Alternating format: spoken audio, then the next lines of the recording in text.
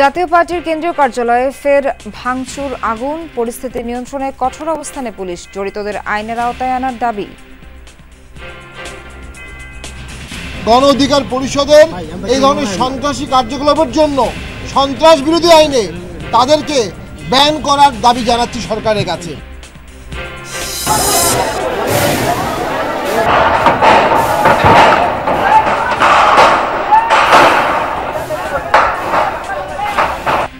রাজবাড়ীতে নুরাল পাগলার মাজার ও বাড়িতে তৌহিদি জনতার ব্যানারে ভাঙচুর, অগ্নিসংযোগ। রাজশাহীর পবায় খানকা শরীফে হামলা। জুমার নামাজের পর ঢাকা বিশ্ববিদ্যালয়ে প্রার্থীদের জমজমাট প্রচার প্রচারণা, আচরণবিধির কড়াকড়িতে জাকসুতে নেই ভোটের আমেজ।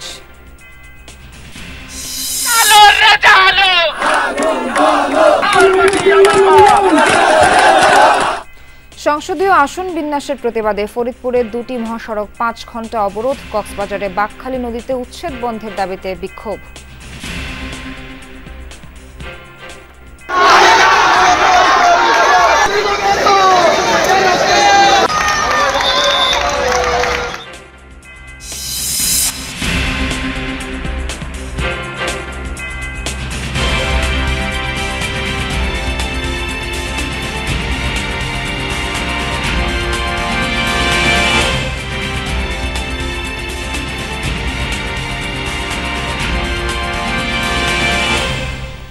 স্বাগত সবাইকে, আমন্ত্রণ যমুনা নিউজে। এতক্ষণ শিরোনাম দেখছিলেন, পুরো খবর জানাবো নাবিলা সোহার।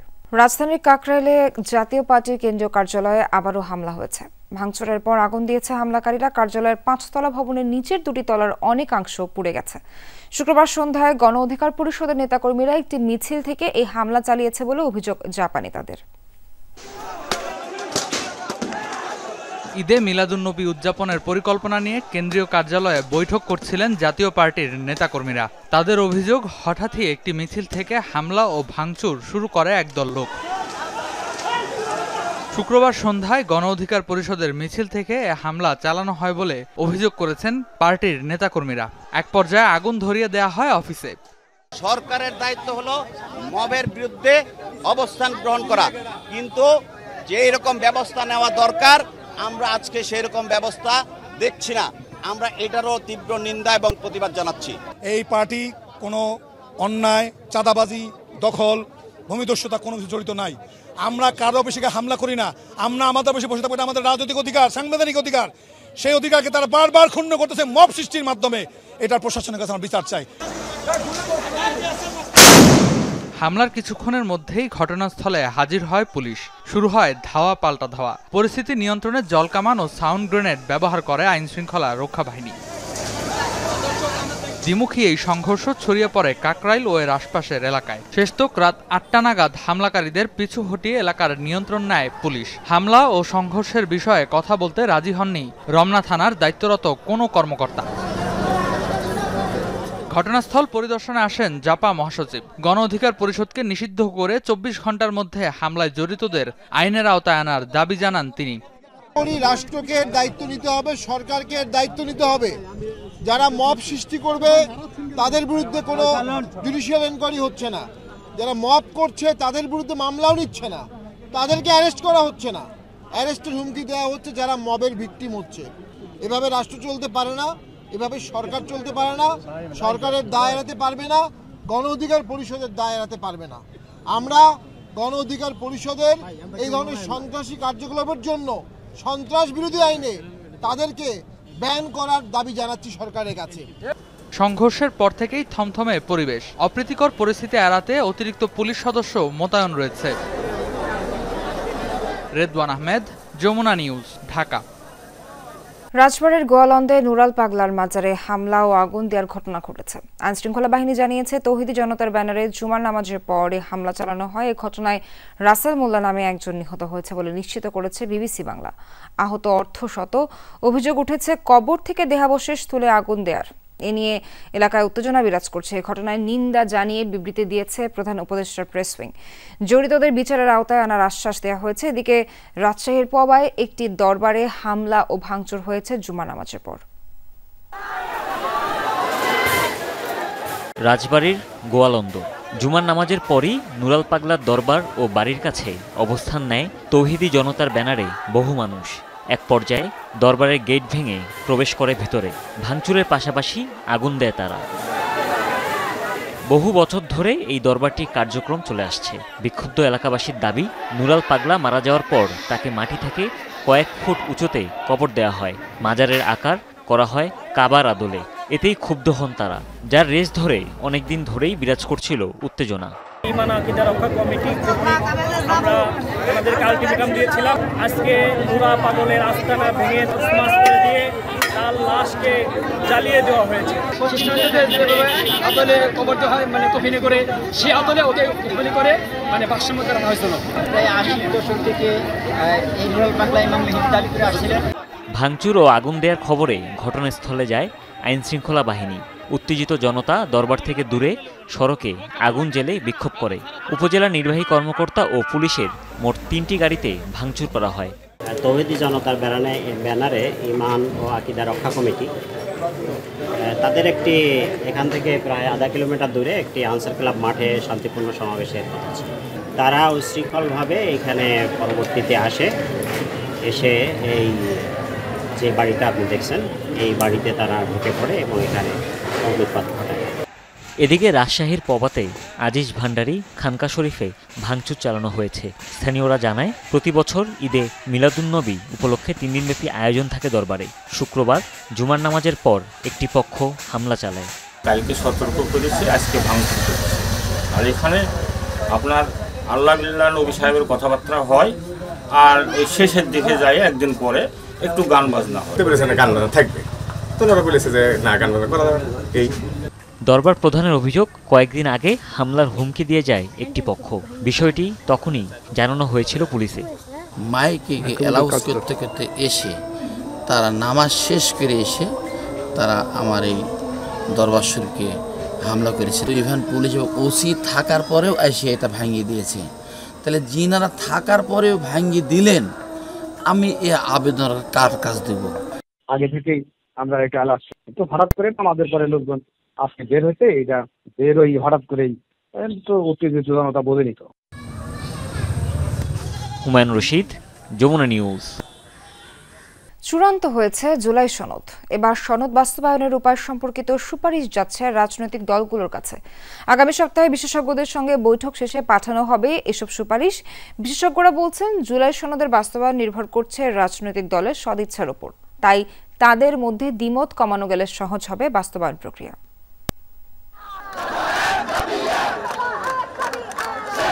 2024 সালের জুলাই আন্দোলনে পতন হয়েছে আওয়ামী লীগ সরকারের। এরপর একটি জনকল্যাণকর রাষ্ট্র বিনির্মাণে জাতীয় সনদের দাবি তোলে আন্দোলনের নেতৃত্ব দানকারী শিক্ষার্থী ও সংগঠন। অবশেষে প্রস্তুত জুলাই সনদ, যা রাষ্ট্রের বিভিন্ন ক্ষেত্রে সংস্কার বাস্তবায়নে ঐক্যমত্যের একটি রাজনৈতিক দলিল। জুলাই সনদে রাষ্ট্রীয় ও সাংবিধানিক স্বীকৃতি পাবে ছাত্র জনতার অভ্যুত্থান। এছাড়া রাষ্ট্র ব্যবস্থায় কি কি সংস্কার করা হবে তার দিক নির্দেশনা থাকছে সনদে। এ নিয়ে সব রাজনৈতিক দলগুলোর সঙ্গে দফায় দফায় বৈঠক হয়েছে। বেশিরভাগ বিষয়ে সব দল একমত হলেও কয়েকটি ইস্যুতে আছে দ্বিমত। যে জুলাই সনদটা আপনি তৈরি করছেন, সেই জুলাই সনদটা এক অর্থে তাহলে ফান্ডামেন্টাল পলিটিক্যাল চেঞ্জ, যেটা চেক অ্যান্ড ব্যালেন্স নিশ্চিত করবে, ক্ষমতার ভারসাম্য রক্ষা করার ক্ষেত্রে কাজ করবে, এক্সিকিউটিভ বা নির্বাহী বিভাগ যাতে অতি ক্ষমতাশালী হয়ে না উঠতে পারে সেই জিনিসপত্রগুলো নিশ্চিত করার চেষ্টা করবে। তার মানে হচ্ছে এই জিনিসপত্রগুলো কিন্তু আমাদের সে ঐক্যমত্যের জায়গায় পৌঁছেয়নি। আগস্ট 5 পরবর্তী সময়ে যেখানে বারবার বলা হচ্ছিল যে এমন একটা রাজনৈতিক ব্যবস্থা তৈরি করা যাতে কর্তৃত্ববাদ বা ফ্যাসিবাদ কোনো ফর্মে ফেরত না আসতে পারে, তাহলে তো সেটা আমরা নিশ্চিত করতে পারছি না। সনদ চূড়ান্ত হলেও বাস্তবায়ন কিভাবে হবে তা নিয়ে আছে বড় প্রশ্ন। এবার বাস্তবায়নের দিকে গুরুত্ব দিচ্ছে জাতীয় ঐকমত্য কমিশন। সহজে বা অল্প সময়ে বাস্তবায়ন এবং দীর্ঘমেয়াদী এই দুই ভাগে ভাগ করা হয়েছে জুলাই চার্টার। অধিকাংশ দল মনে করেন যে এরকম একটি সাংবিধানিক ব্যবস্থা থাকা দরকার। জুলাই সনদের বিভিন্ন দিক খতিয়ে দেখছেন শিক্ষক ও রাষ্ট্রবিজ্ঞানী সাব্বির আহমেদ। তার মতে, শক্তিশালী বিরোধী দল পাওয়া গেলে এর বাস্তবায়ন সহজ হবে। এইটা বাস্তবায়ন তখনই হবে যখন সংসদে একটা শক্তিশালী বিরোধী পক্ষ থাকবে। সেটা একটা দলও হইতে পারে, কয়েকটা দলও হইতে পারে, কিন্তু বিরোধী দলগুলো যদি একযোগে সরকারি দলের উপরে প্রচণ্ড প্রেশার ক্রিয়েট করে যে আপনারা যে ওয়াদা করেছিলেন সেই ওয়াদা রাখতেই হবে আপনাদেরকে, তখন সম্ভাবনা দুয়ার আরও খুলবে বলে আমি মনে করি। আগামী সপ্তাহে জুলাই সনদ নিয়ে আবারও বৈঠকে বসবে জাতীয় ঐকমত্য কমিশন। হাসান মিসবাহ, যমুনা নিউজ, ঢাকা। ঝটিকা মিছিল সহ নাশকতার পরিকল্পনায় জড়িত অভিযোগের কার্যক্রম নিষিদ্ধ আওয়ামী লীগের সাবেক সংসদ সদস্য সহ ৮ নেতাকর্মীকে গ্রেফতার করেছে ডিএমপি। বৃহস্পতিবার রাজধানীর বিভিন্ন এলাকায় অভিযান চালিয়ে তাদের গ্রেফতার করা হয় বলে সংবাদ বিজ্ঞপ্তিতে জানানো হয়েছে। ডিএমপি জানায়, গ্রেফতার নীলফামারী ৩ আসনের সাবেক সংসদ সদস্য সাদ্দাম হোসেন আওয়ামী লীগের ঝটিকা মিছিলের পাশাপাশি নাশকতার পরিকল্পনা ও অর্থের যোগান দিতেন।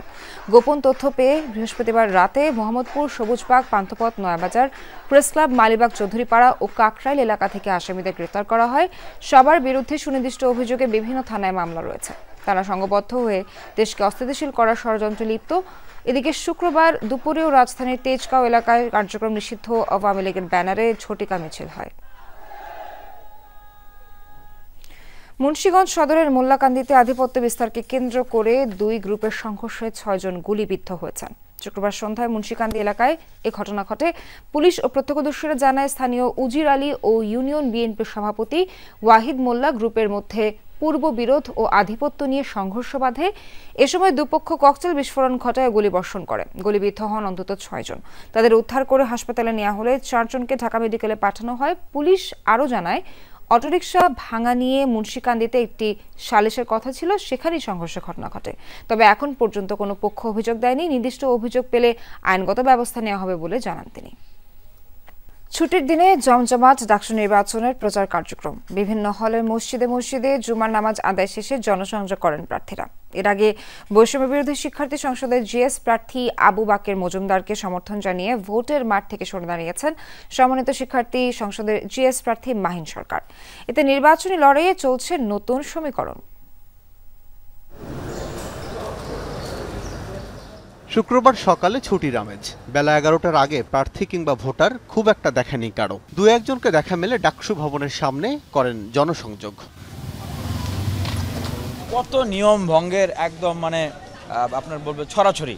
কারোর জন্য একদিন বাড়িয়ে দেওয়া হয়, কেউ ফেস্টুন টানা সেটা তুলতে পারে না, একদিন সময় লাগে। প্রশাসন চেপে ধরছে, টুটি চেপে ধরছে যারা স্বতন্ত্র প্রার্থী তাদেরকেই প্রশাসন তাদেরকে শোকজ করছে, কিন্তু যাদের রাজনৈতিক ব্যাকআপ আছে বা মাদার পার্টি আছে তাদের ব্যাপারে প্রশাসন চুপ থাকছে। কিছুক্ষণ পরেই জরুরি সংবাদ সম্মেলনের ডাক বৈষম্য বিরোধী শিক্ষার্থী সংসদ ও সমন্বিত শিক্ষার্থী সংসদের 2 জিএস প্রার্থীর। গুঞ্জন, তবে কি ভোটের মাঠে নতুন সমীকরণ? আবু বাকের মজুমদারের বিজয়ী মাহিন সরকারের বিজয় বলে সূচিত হবে।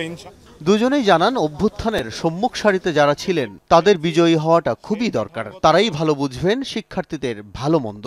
আমার কোনো পূর্ব পরিকল্পনা ছিল না যে আমি কোনো প্যানেলকে ভেঙে এখানে চলে আসব। জাতীয় নাগরিক পার্টি তার জায়গা থেকে বিমাতা সুলভ আচরণ করেছে। সবাই আমাদেরকে নানাভাবে সাজেস্ট করেছিলেন যে আমরা যাতে একত্রে মুভ করি, যে কোনো ফরম্যাটে হোক।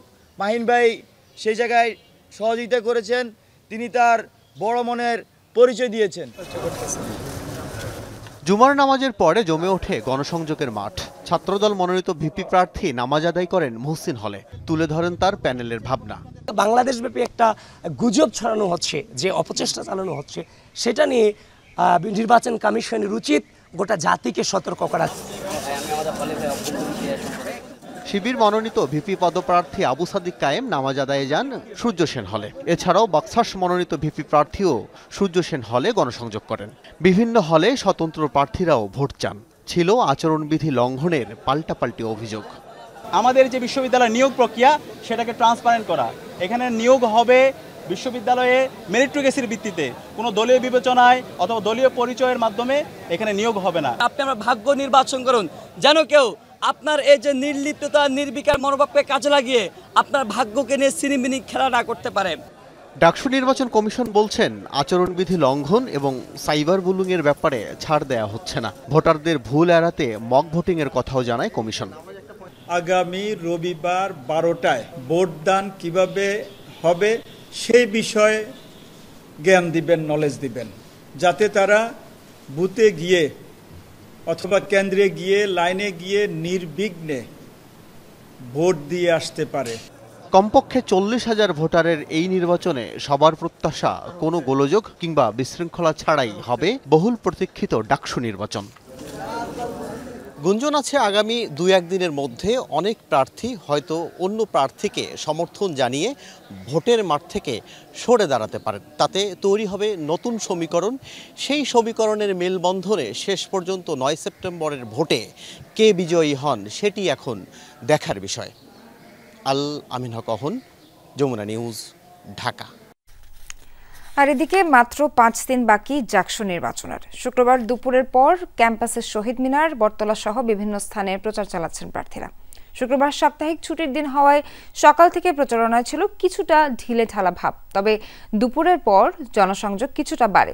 এদিকে আচরণ ভিত্তিতে ক্যাম্পাসে যে কোনো ধরনের সভা সমাবেশ ও মিছিল নিষিদ্ধের কথা বলা হয়েছে, ফলে নির্বাচনী আমেজ কিছুটা ম্লান বলে মনে করছেন প্রার্থীরা।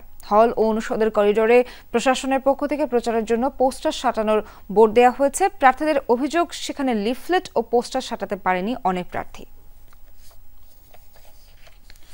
এলাকাবাসীর বাধার মুখে আবারও পণ্ড কক্সবাজারে বাঁকখালী নদী দখল মুক্তের অভিযান। পঞ্চম দিনে অভিযান শুরুর পর সড়ক অবরোধ ও বিক্ষোভ করেন তারা। আটকে দেয়া হয় বুলডোজার। পিছু হটে আইনশৃঙ্খলা বাহিনী ও প্রশাসনের কর্মকর্তারা। শুক্রবার সকালে কক্সবাজার শহরের 6 নম্বর ঘাট ও নুনিয়ার ছড়ায় উচ্ছেদ অভিযানে যায় বিআইডব্লিউটিএ। উচ্ছেদের প্রতিবাদে সড়কে টায়ার জ্বালিয়ে ও গাছ ফেলে বিক্ষোভ করে সেখানে বসবাসকারীরা। বিক্ষোভকারীরা প্রায় 2 ঘন্টা সড়ক অবরোধ করে রাখে। আটকে দেয় বিআইডব্লিউটিএ ও বুলডোজার সেনাবাহিনীর 2টি গাড়ি। পরিস্থিতি সামাল দেওয়ার চেষ্টা করেন বিএনপি দলীয় সাবেক সংসদ সদস্য লুৎফর রহমান কাজল। এর আগে গত সোমবার থেকে বাঁকখালী নদী দখলমুক্ত করতে উচ্ছেদ অভিযান শুরু করে বিআইডব্লিউটিএ ও কক্সবাজার জেলা প্রশাসন। উচ্ছেদে বাধা প্রদান এবং হামলার ঘটনায় এরই মধ্যে 2টি মামলা করেছে বিআইডব্লিউটিএ ও পুলিশ।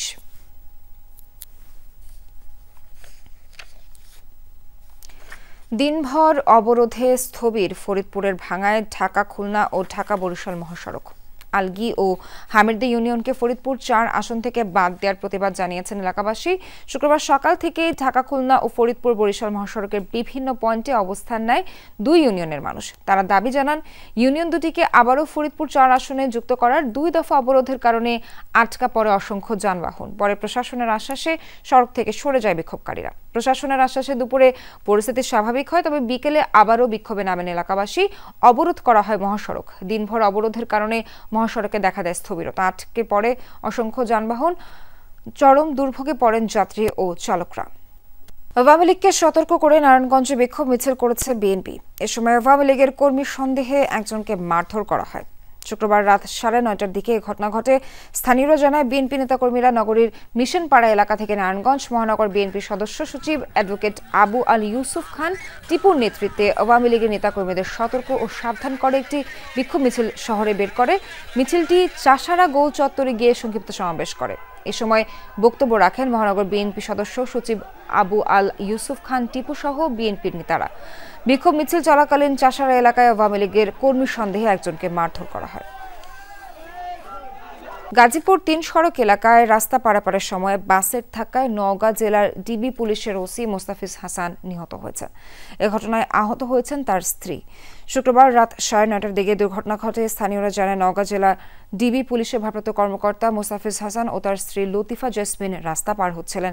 এ সময় চান্দনা চৌরাস্তা থেকে শিববাড়িগামী পথের সাথী পরিবহনের একটি বাস তাদের ধাক্কা দেয়। উদ্ধার করে হাসপাতালে নেওয়া হলে চিকিৎসক ওসি মোস্তাফিজকে মৃত ঘোষণা করেন। গুরুতর অবস্থায় তার স্ত্রীকে ঢাকা মেডিকেলে পাঠানো হয়েছে। ঘটনায় বাসের চালককে আটক করেছে পুলিশ। বাসটিকেও জব্দ করা হয়েছে। নওগাঁ জেলা পুলিশ সুপার মোহাম্মদ শাফিউল সারওয়ার জানান, ছুটিতে স্বজনদের সাথে দেখা করতে গিয়েছিলেন তিনি। রাজধানীর যাত্রাবাড়ী থানাধীন হানিফ ফ্লাইওভারের পাশে বাস ও সিএনজির মুখোমুখি সংঘর্ষে 2 জন নিহত এবং 1 জন আহত হয়েছেন। শুক্রবার রাত 8টার দিকে দুর্ঘটনা ঘটে। নিহতরা হলেন সিএনজি চালক শহীদুল এবং দোকানকর্মী ইমরান। আহত হয়েছেন রফিক নামে এক ব্যক্তি। হানিফ ফ্লাইওভারের পাশে দ্রুতগামী একটি বাস বিপরীত দিক থেকে আসা সিএনজিকে ধাক্কা দিলে এই মর্মান্তিক দুর্ঘটনা ঘটে। এতে ঘটনাস্থলেই শহীদুল ও ইমরান মারা যান। ঢাকা মেডিকেল পুলিশ ক্যাম্পের পরিদর্শক মোহাম্মদ ফারুক জানান, আহত রফিক 4 নম্বর ওয়ার্ডে চিকিৎসাধীন আছেন। মরদেহটি হাসপাতালের জরুরি বিভাগের মর্গে রাখা হয়েছে।